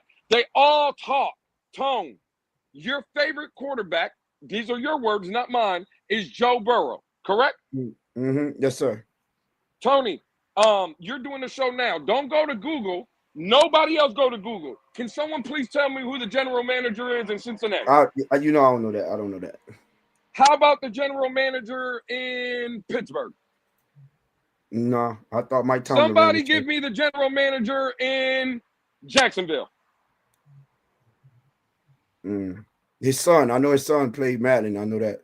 Can somebody give me the general manager in Buffalo? Brandon Bean. Oh, there we got one. There you go. I got one. All I'm saying is, right, Tone, we'll go back to the first one. Cincinnati. Joe Burrow threw for over 5,000 yards this season, right? 40, well, close almost to it. 5,000. Close to it, right? Yeah. He led the league in touchdown passes, correct? Yes. How many times did you hear anybody say in the national media across the league, FS1, ESPN, this, that, and the third, hey, man, that general manager in Cincinnati is doing a hell of a job? Not once. No, but you know what you did here? Dan, did you see Joe Burrow throw for 404 touchdowns? Why is that? Again, Tone, who's been to 5 or 6 straight Super Bowls? Straight? No, I'm not gonna say straight. Well, I think it's Kansas City, right? They've been to like 5 straight Super Bowls or something like that. No, they've been or to AFC Championship games. Oh, AFC Championship games. Yeah, they've been like 5 straight. Okay, and they've won 3 Super Bowls, right? Yes. Okay, cool. You know when they go and they hand out that trophy on that podium, right? And it's Terry Bradshaw or whoever's covering the game is handing out that trophy. You know who they give it to? Andy Reid. Patrick Mahomes. Travis Kelce. They talk to the owner. How many general managers you seen asking questions? They ask them sometimes for the most part, but the attention is mostly on the players. It is mostly the players, the owner, the coach, and then they go around all the players. Yes, but they do You know what? talk to the GM too. Tone, I'm done either way. We can move on. Right. See, this is what I'm talking about. But Grier extended all them folks you calling out. All right, cool.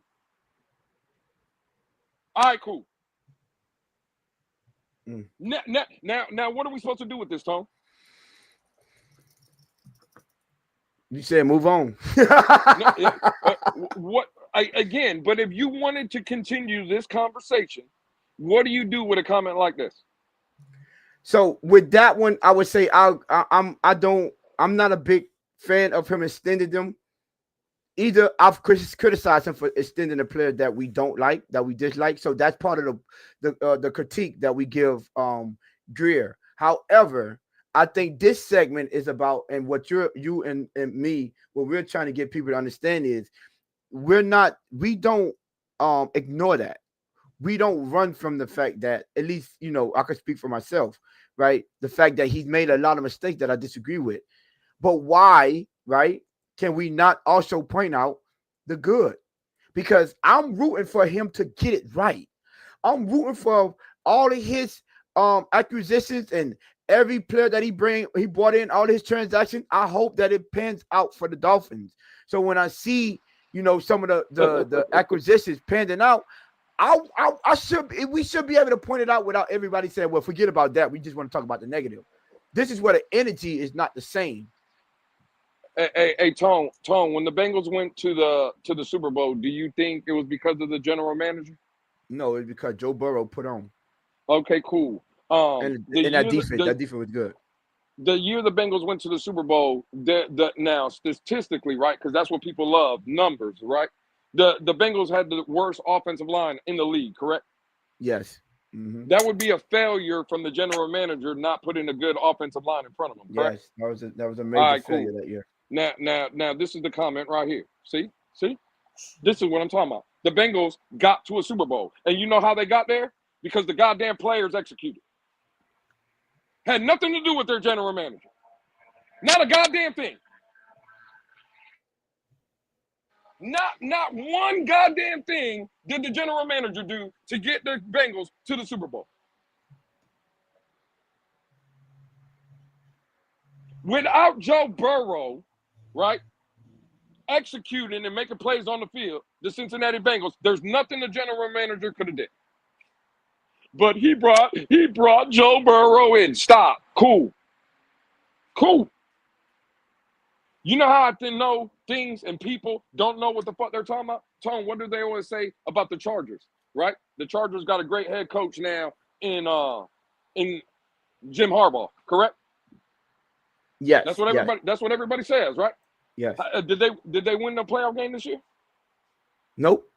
I thought coaching mattered though. Mm. I thought it mattered. I thought if you had the right coach in place, it mattered.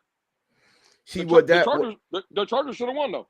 What that prove is, no matter if you have great coaching, no matter if you have a GM that could assemble a great team, at the end of the day, it all comes down to player execution.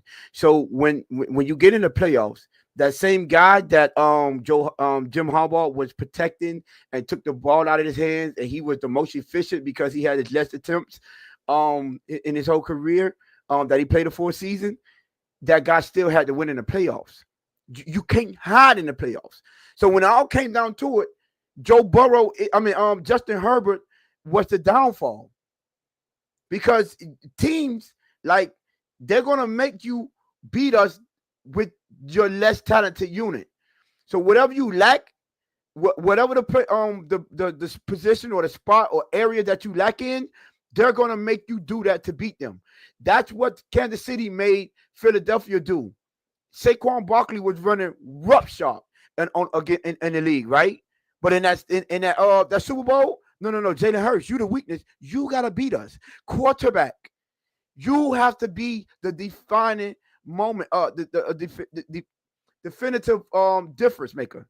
You are gonna be the difference maker, and that's on every team.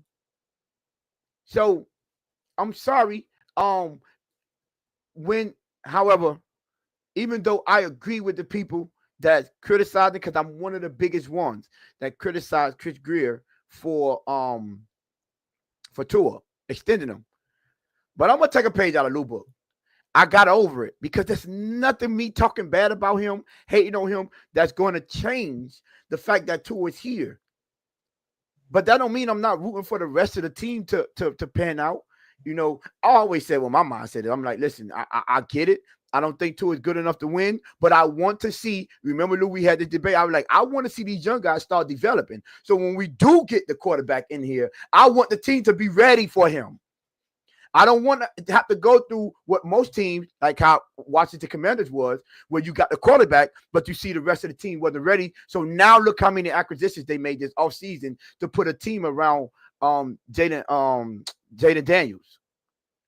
I want us to have parts and pieces in place, so when we do get a quarterback, or if we ever do get a quarterback that could run this team, and we see that we have a leader, an undeniable leader, I still want the other places to be done, because you know what? Getting a quarterback is not where it stops. You still have the team build. You still have to understand what works together, or who works together. Build team camaraderie, right? And you got to understand what type of people that you want to bring in are teammates. However, I mean, not how, but the thing of the matter, the fact of the matter is, he has to make all those other good moves. And then when you bring in a quarterback, you're used to making all the right moves to where this can be a consistent contender. So yes, I'm gonna praise him for bringing in people like Patrick Paul, for bringing in the people like I see Chop starting to pan out, the Jonas Savaitis that look like they're going to be doing well, the Jaden Waddles of the real that look like he's ready to take over that wide receiver number one. I am going to praise him for those kind of things, because that's the type of thing that we need. Whether he's going to be here or not, I still need him to make good decisions for this for this team. Uh-oh. Hey, Tone, Jess, you know, while Tone is talking and Tone is cooking, I sit back and I start reflecting, right? Mm-hmm. And I start thinking to myself. My brain starts moving. And sometimes I get these good ideas, right? Mm-hmm. And you know what I just thought of? Right? Real quick. Let me do something real quick before I go. Got him. We fucking got him.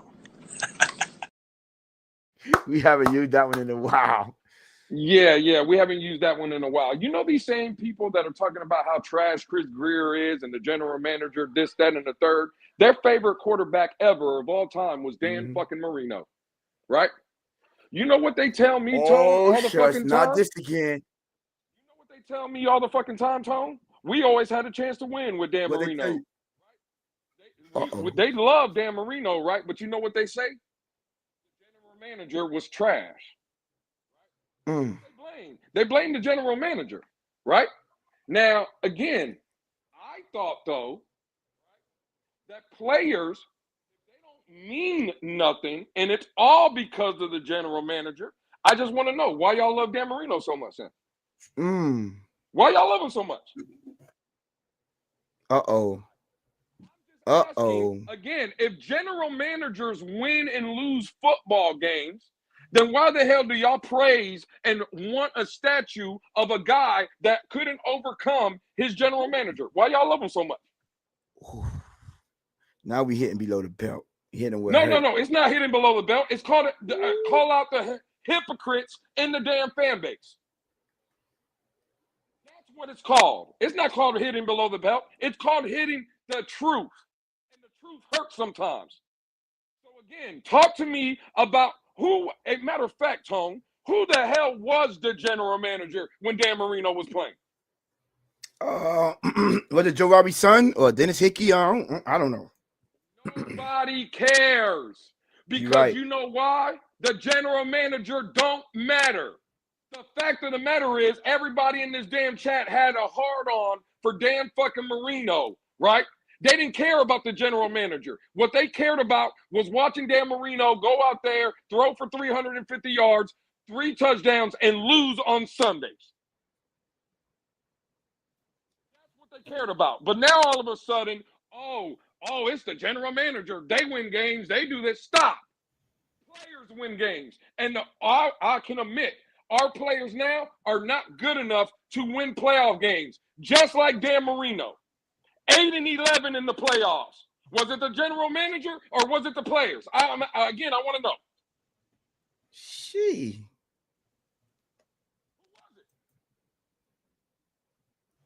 was it? Well, it gets ugly when you start throwing Dan Marino name around. I wonder. What you wonder? It was the players. It was the players. But now it's the general manager? What changed? I'll tell you what changed. The damn hypocrites that don't like Tua Tagovailoa. That's what changed. Because they still throw the same shape fucking football. They still wear the same damn helmets. And they still tackle the goddamn same. The game didn't change. So if it was the players then, right, it obviously has to be the players now. So get out y'all's fucking feelings about Christopher Grier, right? Because he ain't winning or losing games. You're right. Win, losing, bring up Dan Marino. You know why? Because he was the ultimate loser. Agree more. When we're talking about losing, bring up the guy that has a statue outside of Joe Robbie Stadium. He did a lot of losing. See, again, it's cute. It's cute when I hear Nene and others talk about, well, I remember the good old days. Well, guess what? I remember too, because no disrespect to Nene or anybody else. But the fact of the matter is, I'm older than Nene. So if Nene remembers the good old days, guess who also remembers the good old days? That would be me. And the good old days used to come with 2-3 interceptions of playoff games and getting their heads beat in with Dan Marino. And the question I want to know is, was it Dan Marino or was it the goddamn general manager? Oh, man.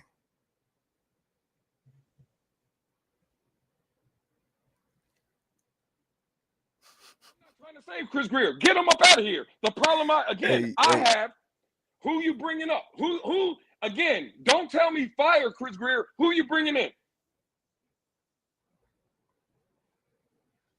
Tony, this will be the longest stream on YouTube history because these damn people won't even give you a name to bring in.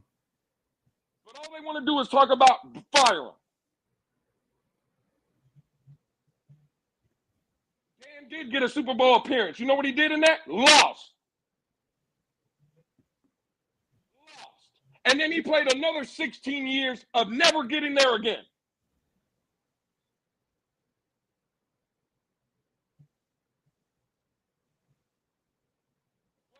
Get me? He ain't get me nothing. Just like Dan Marino got me nothing. Just like Zach Thomas got me nothing. Just like Jason Taylor got me nothing. Just like Patrick Surtain got me nothing. Just like Sam Madison got me nothing. Just like Tim Bowens got me nothing.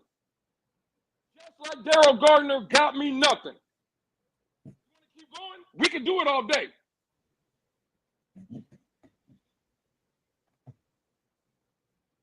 Dang.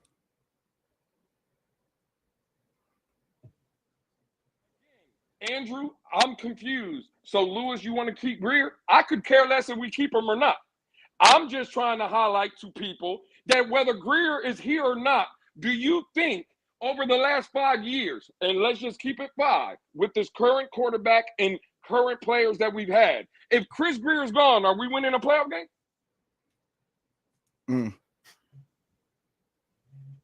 Do you think from 2020 to 2025, if Chris Grier's not in that seat, are we winning a playoff game?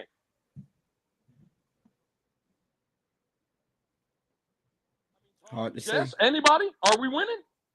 I'm not gonna say no. I'm not gonna say yes because I don't know.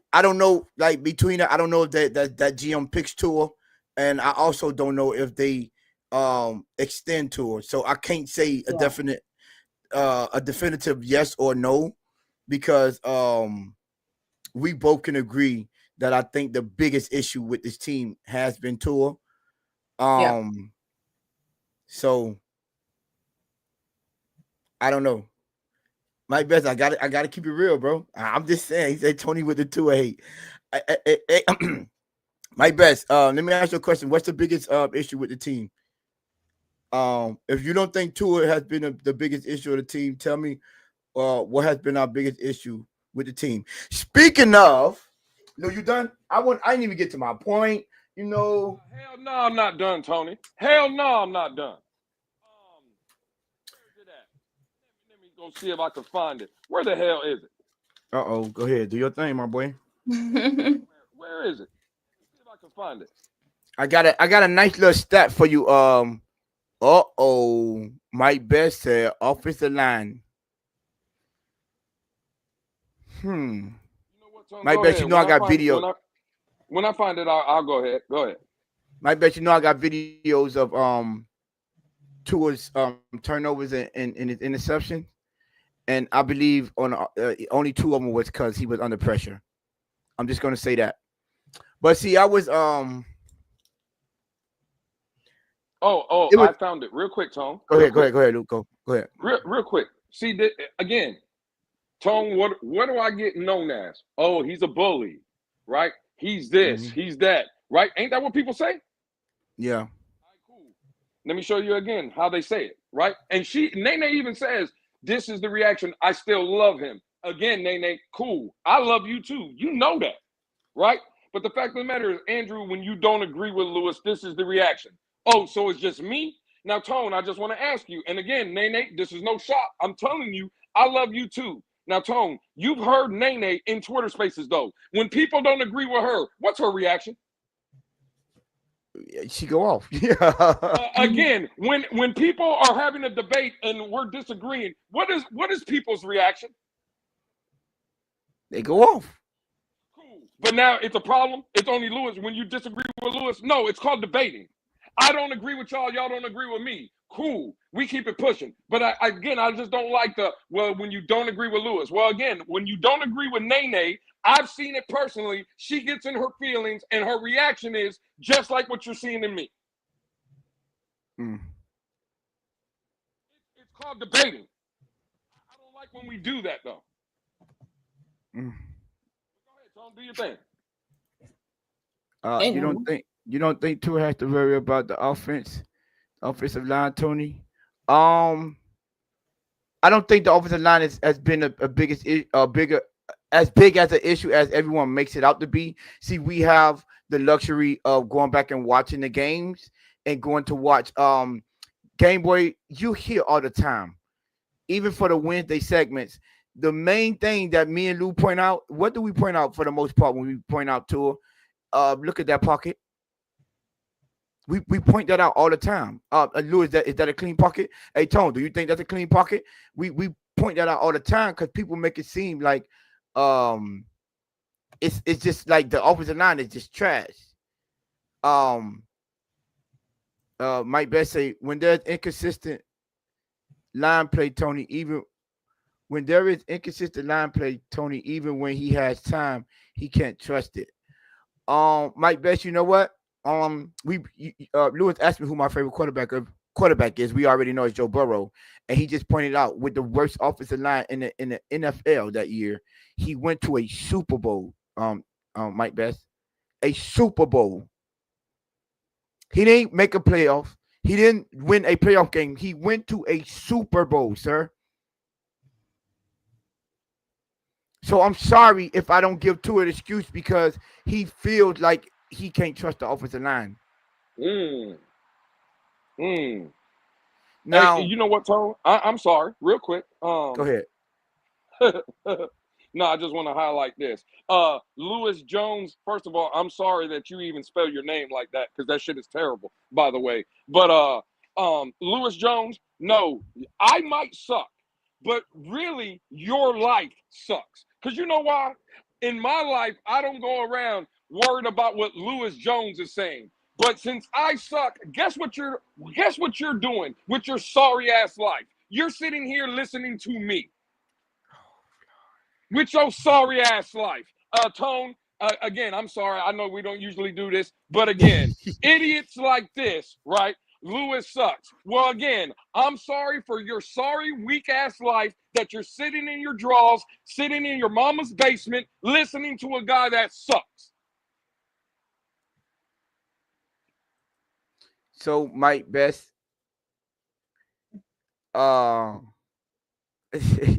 let's switch real quick.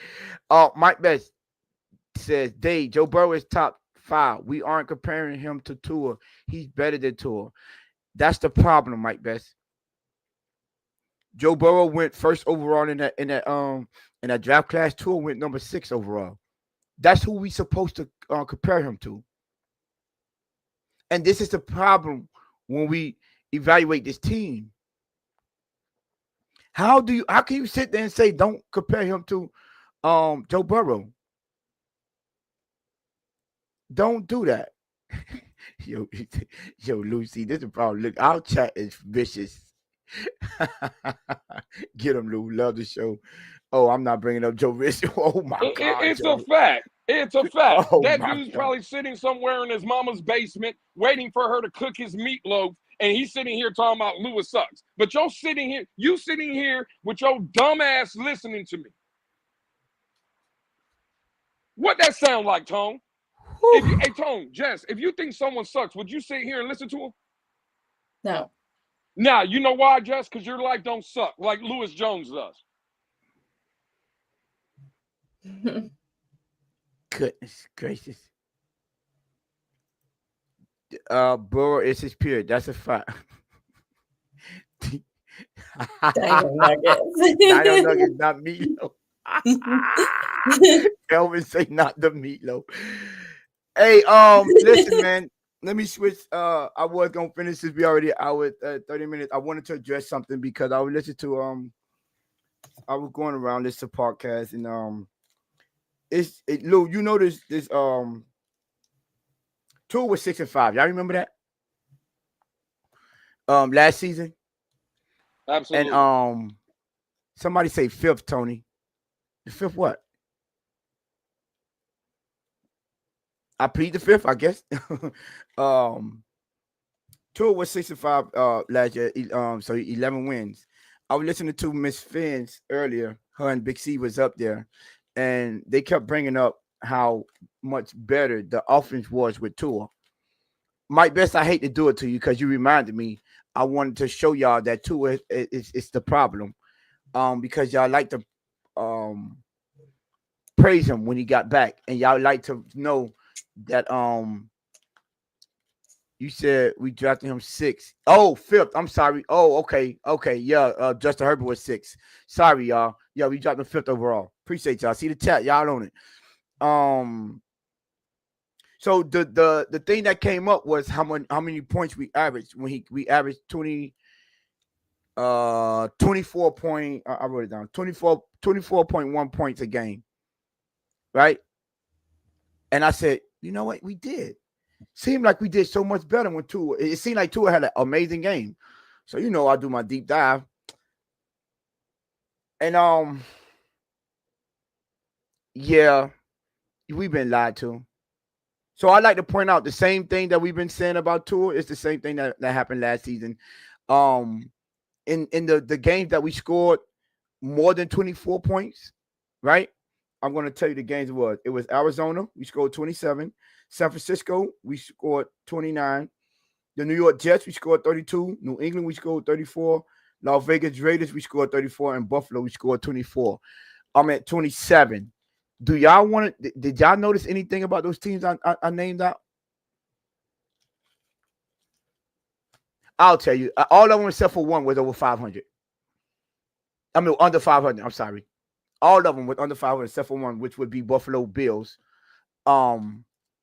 And we scored. So now look, that combined record of those teams that we scored, that we scored more than 24 points or more. The combined record for those teams are 40 and 62. You want to know how many points we averaged in them games? 30.5. Let's go to the game that we didn't score 24 or more points. Houston, we scored 12. Green Bay, we scored 17. The Rams, we won that game, remember? We scored 23. Buffalo, we scored 10. Y'all remember that. That's when Tua went out. Jacksonville, we scored 20. Right? Y'all want to know what I noticed about those teams that we didn't score more than 24 points or more on? Every last one of us, except for Jacksonville Jaguars, was over 500. So Tua was 1-4 against 500 teams. So that makes him 5-1 against the ones under 500. That's the same narrative. Y'all want to know how many points he averaged against those teams? 16.4. 16.4. The most points we scored was 23 against the Rams. Dave said this has been another segment of Tony and the numbers. See, what I don't like, right, when people try to paint half truths, right? And when we listen, Tony and his numbers. What I don't like is when we try to fool our fan base and try to make it seem like Tua was good enough to win a playoff game or to beat those good teams last season. No, he wasn't. He was the same Tua that he's always been. He said, Tony, didn't the Dolphins look terrible without Tua, or was that not true? They did. But you want to know when else they looked terrible? When they played 500 teams with Tua. I just showed you and pointed out that they averaged 16.4 points a game. You want to know the combined record of those teams? 48 and 37. Wow, they're over 500. I said 27 against Buffalo. Crypto. That was the one team over 500. That was the one team.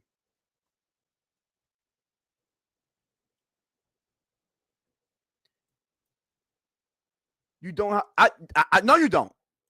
But when people come out and say how much better this team looked when Tua was healthy, I want to show y'all Tua is the same one.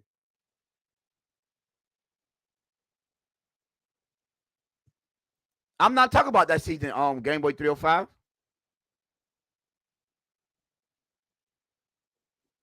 I'm not talking about that game. I was talking about strictly last season when he went 6-5 and everyone's acting like the Dolphins was balling out because he got there because the offense looked so much better. Yes, like they always look against the below 500 teams.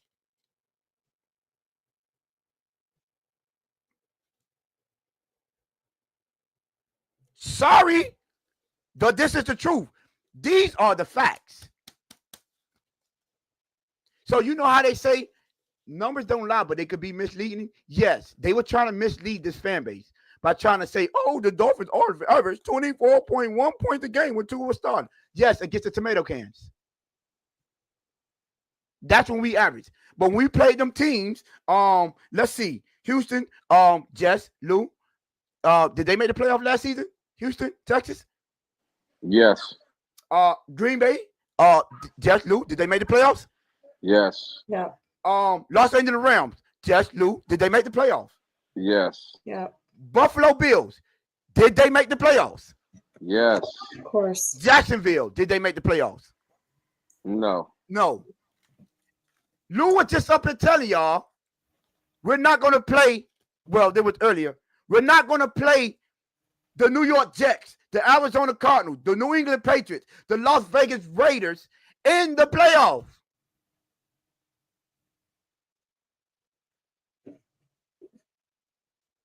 They're not.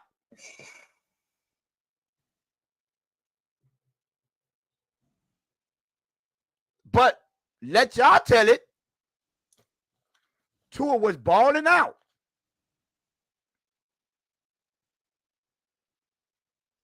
You want to know what's funny? I see it in the chat, right?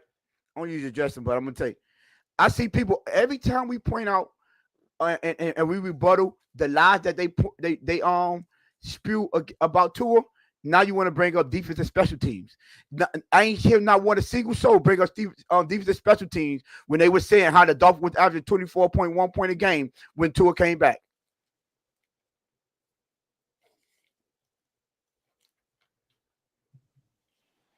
Hey, Tone, you know what's crazy? I didn't see it. No one pointed out. What's crazy, Lou? Remember the game against Dallas when Jason Sanders kicked 5 field goals in the game?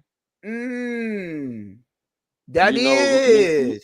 You know who they say won the game for us? Tua Tagovailoa. Tua kicked 5 of them. 5 field goals. Jason Sanders kicked 5 field goals, but no one mentioned special teams in that game. They talked about the drive Tua had. That is true. Okay. That is true. I'm sorry. You know, we like to kill narratives. What was 22 for? Okay. Got something.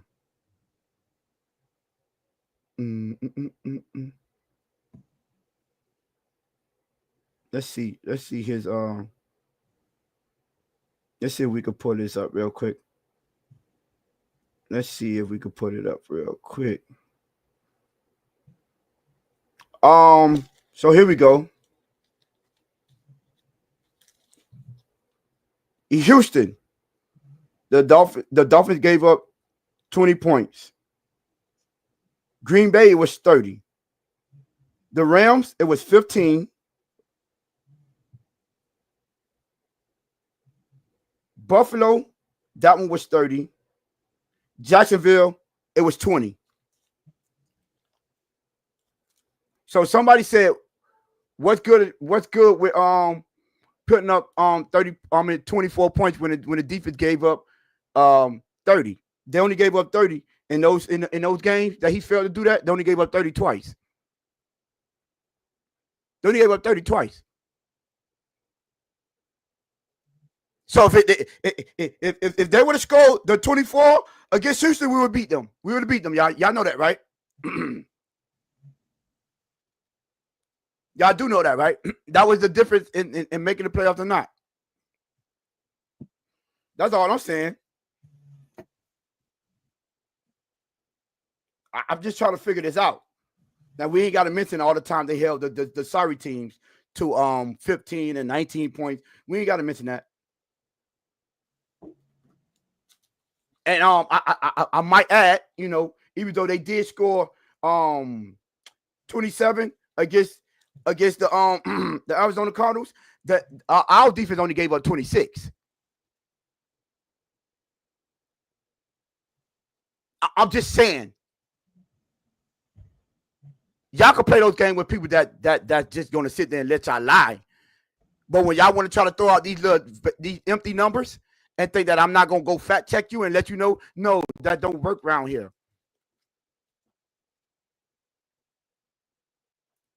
Unfortunately, it doesn't. You can't just go, the defense gave up. No, they didn't. No, they didn't. Our offense scored 27 points. The defense gave up 26. Our defense gave up enough points, right? Enough points to I'm lying about what? Mike Best. You know I don't like to be called a liar. I'm lying about what?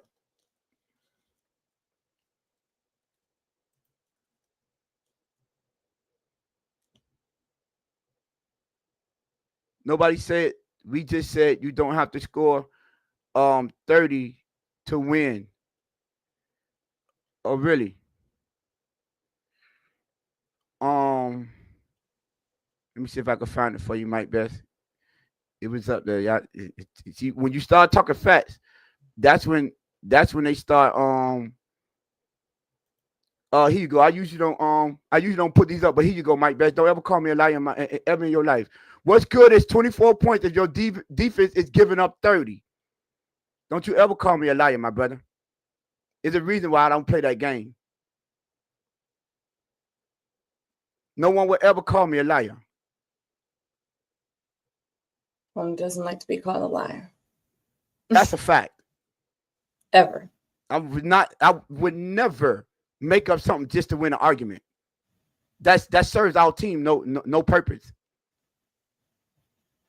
You have people like that. I just don't bring up their comments. That's in there spewing that nonsense. Thank you, Game Boy 305.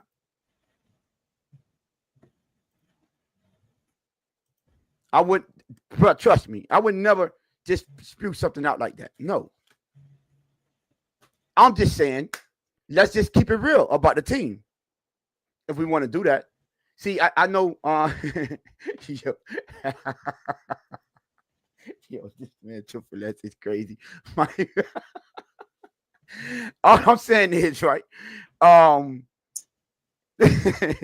Yo, there you go, Mike Best. Ain't go. Listen, all I'm saying is, I do pay attention, and I don't. It's very, very disheartening when I see people spewing this nonsense, and then you have these people out here lying to the fan base, lying and overselling Tua is not going to make this team any better. Ever. That's a fact, Game Boy. We may disagree, but I'll never disrespect. It's not. Now I will come up here and do exactly what I did earlier on this show, right? And say I was wrong about Tua the same way I said about Patrick Paul. And not only did I admit that I was wrong, I let y'all know I was paying attention to him, and I came up here, and every time I go into spaces, and every time I come over here on this show, the first thing I say when I start talking about players is how Patrick Paul has been the best lineman on the field.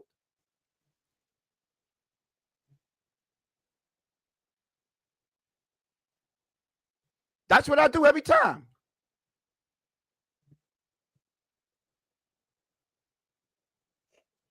Unfortunately, guess what? Tua hasn't proved me wrong yet. They said somebody check and see if Tua content angry ass down. I'm calm. I stopped arguing with goddamn idiots. Yeah, I'm calm. But listen, man, listen. He said. I wanted to point that out. We didn't get to all the people, but you know what I'm saying? Pablo, shout out. Hey, Lou, I got my 3 toes back, my brother. Pablo Diaz said, that's 10-toe tone, ladies and gentlemen. That's a goddamn lie. You'll never see Tony with a pair of sandals on. You'll never see. Oh, man. Hey, Mike Best, don't worry about it. It ain't that serious. I just wanted you to. I know you probably didn't. I usually bring up every comment, but y'all need to be more like Jess. What I Oh mean. my God. But hey, listen, man, for everyone that's listening, we appreciate it. Still 40 y'all in the building. Listen, y'all hit that like, y'all hit that subscribe. Y'all know we got the best chat on YouTube, bar none. I'm sorry. Y'all are the most vicious. Y'all the only one that get Lewis this riled up to where we can have a turn a hour and maybe 15 to 30-minute show to almost 2 hours. But listen, man, road to 700. Make sure, Mike Best, you should be able to DM me right now, my brother. Go ahead and DM me, hit me with the size and your the address you want me to send a shirt to, and I'll make sure I get that shirt over to you. Lou, you got anything before we get out? Well, Jess, you got anything before you get out of here? No, I don't think so. You talk about Mr. Park knows ball. He knows ball because look at his comment. Jess, the shining star, the Blitz pickup. Dang, Mr. Park. Okay, shout out to you. Finally heard Jess' voice. I was talking earlier. Okay, I'm getting hangry. We've been here for like that is right. almost an hour over normal. And yeah, I'm very cool, calm and collective right now. When the season starts, I won't be, but right now I'm very calm and collective. Jess is hungry. She's door dashing right now. I just placed my order. So is that shirt wrinkled, Tony? Oh, Dave say load up the pea shooter. You already know, Dave. Lou, you want to get us up out of here, my brother? Yeah. Before I get us up out of here, again, that Lewis Jones character that spelled it Louis was stupid. And this other hold on real quick, where's it at? I know he's going to DF. I guarantee he go to DF. Yeah, this fucking idiot right here, Lue. I don't know how the hell y'all spell Lou, but hey, this has to be some of the dumbest shit I think I've ever seen in my fucking life. With that being said, this is the Blitz pickup. We will see y'all Friday, 7:30-ish. For Tone, for Jess, for the producer, for myself. You already know what to do in the chat. If you don't, bang, bang, bang, bang. Y'all know what it is. Friday, 7:30-ish, man. Later. We love y'all. Peace.